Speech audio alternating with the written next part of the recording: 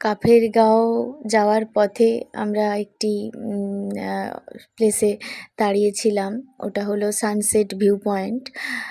এটাও অনেকটা জঙ্গলের মধ্য দিয়ে গিয়ে পৌঁছোতে হয়, মানে কাফেরগাঁও যাওয়ার পথে একটা টার্নিং নিয়ে ও সানসেট ভিউ পয়েন্টে পৌঁছোতে হয়। বেশ কিছুটা হেঁটে ওপরের দিকে উঠতে হবে গাড়ি পার্কিং করার পর। জঙ্গলের মধ্যে একেবারে পয়েন্টটি, আর ভীষণ সুন্দর। আর সানসেট ভিউ পয়েন্ট বলা হচ্ছে কারণ এখানে সানসেটের সময় সানের যে তাপটা, তীব্রতাটা এত বেশি পরিমাণে এসে পৌঁছয়, যেটা মনে হবে যে সানরাইজের থেকেও, আমাদের নর্মাল সানরাইজের থেকেও অনেক বেশি।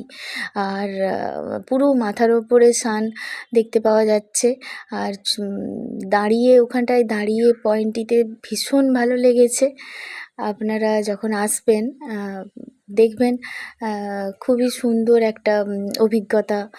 আর ছবি তুলতে বা দাঁড়াতে, আর ঠান্ডার সময় এটা গায়ে মাখতে এত ভালো লাগবে, অনেকক্ষণ দাঁড়িয়ে থাকতে ইচ্ছে করবে।